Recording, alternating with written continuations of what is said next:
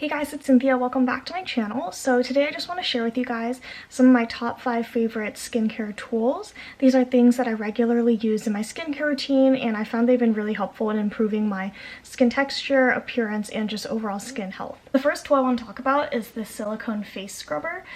So I actually just got mine from Sephora for about $5, but I'm pretty sure on Amazon you can find these in packs of like 2 or 3 for about $5 to $6. So it's super affordable, and I use this for when I'm washing my face both in the morning and the evening.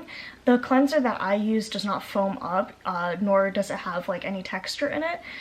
So a lot of times it just feels like I'm not getting deep enough when I'm trying to wash off all the gunk and everything from my face. But with the silicone scrubber, I just go ahead and pump my cleanser on here, and I'm able to like distribute it very evenly all over my skin. And because the scrubber also has a lot of tiny little bristles, it makes it really easy to work the cleanser like more deeper into the pores than say just using your fingertips alone. Also, because there's the little bristle texture as well as a lumpy little texture pad at the bottom, it's really good for providing just like gentle exfoliation when you're washing your face as well, which I personally like. One other good thing is because it's made of silicone, it doesn't harbor bacteria nearly as easily as say other face sponges or brushes, which is super good. And also it's super easy to clean off because you can just rinse it under the sink to get off all the residue and just leave it to air dry, and it's good to go.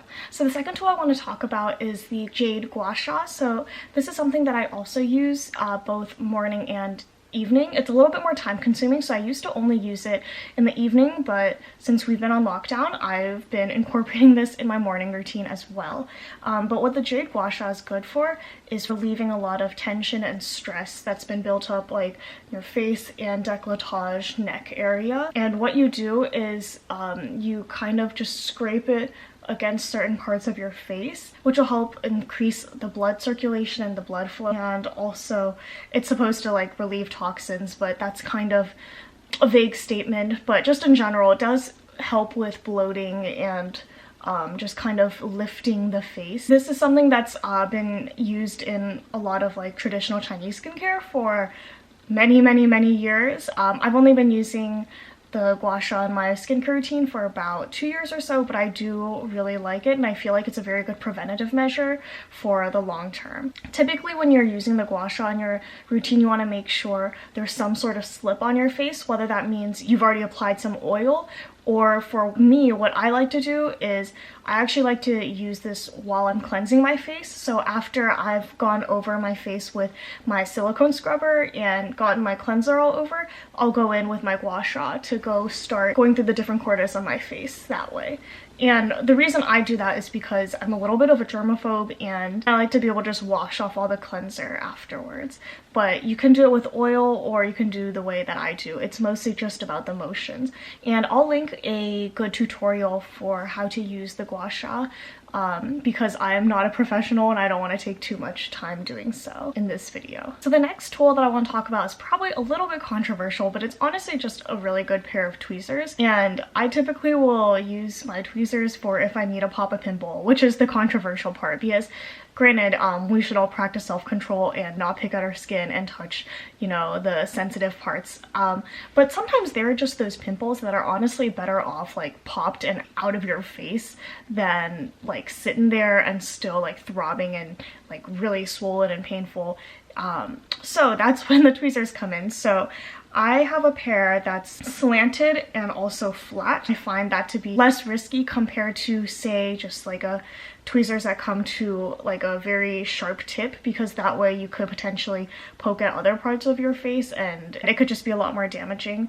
I typically use my tweezers just to kind of like, sorry if this is gross, just kind of like to puncture the head of a pimple if it's like a whitehead that's very much ready to leave, and then use the flat tips to kind of apply pressure to the area around the pimple to kind of help get it all out. And the good thing with tweezers is that you're able to clean and sanitize them really easily with just some like alcohol wipes.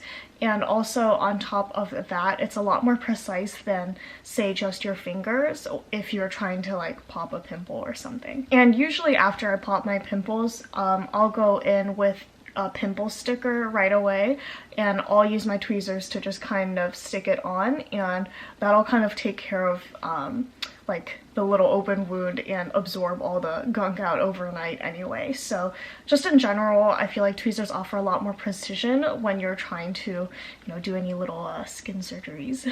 So the next tool that I want to talk about is actually for your body. But I feel like that counts, and it's a dry brush. So a dry brush, it's kind of similar to the gua sha in the sense that it's supposed to help promote blood circulation and just like lymphatic drainage and just in general relieve stress in kind of like a massage way.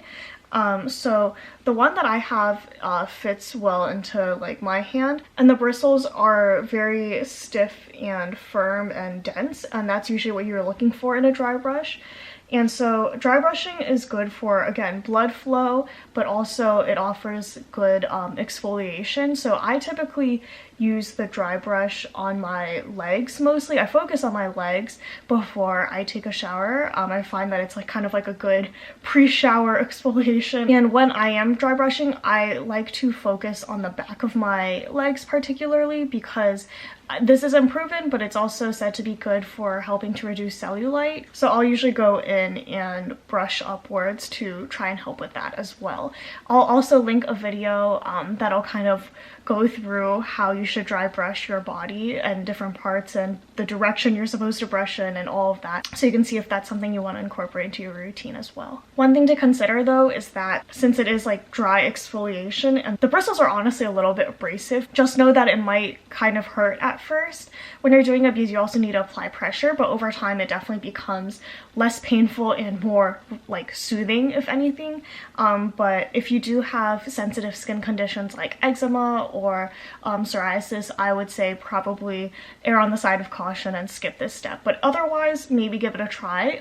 And a lot of people credit dry brushing for a lot of anti-aging benefits as well. Finally, the last tool that I wanted to show you guys is something that I no longer use very frequently, but I found to be really helpful when I was dealing with a lot more acne scars on my skin, and it's a Dermaroller. This is a sealed one that I haven't opened yet, but basically a Dermaroller is the tool that has a bunch of micro needles that will penetrate the skin once you roll over them, but that will encourage a lot more collagen production, and over time that'll help with smoothing out the texture of your skin and also improving the appearance of pores and just in general like more smooth skin. So I would say the most important thing with derma rolling is to make sure that your roller is clean, and that means soaking it in 70% alcohol for at least 15 minutes before use, and also making sure your technique is right. So that means not like going over certain parts in different directions and all of that kind of jazz. I think it's also important, definitely if you're new to derma rolling, to start with a roller with smaller needles and then eventually working your way up to longer needles, because that way your skin will not be too overwhelmed all at once when you're first starting it. And along with the roller itself, you want to make sure that you're following up after you roll with a good serum, because after you roll, your skin will definitely be more receptive to anything you put on, so you want to make sure you're using a serum with really good ingredients. So just make sure you definitely do your own research ahead of time to make sure that you're getting the right kind of tool, the right kind of length of needle, and you know the technique for doing so. I can also link down some resources that can help with that. Alright guys, so those are my 5 tools that I feel like have been very helpful for my skin, and hopefully you'll find them helpful as well, and you might want to incorporate them into your routines too. I'll have everything linked down in the description box below, as well as other helpful videos that I feel like kind of correspond with the tools that I showed. And feel free to leave your comments down below and like this video if you enjoyed it, and please subscribe if you haven't already. I hope you guys stay safe, and I'll see you guys next time. Bye.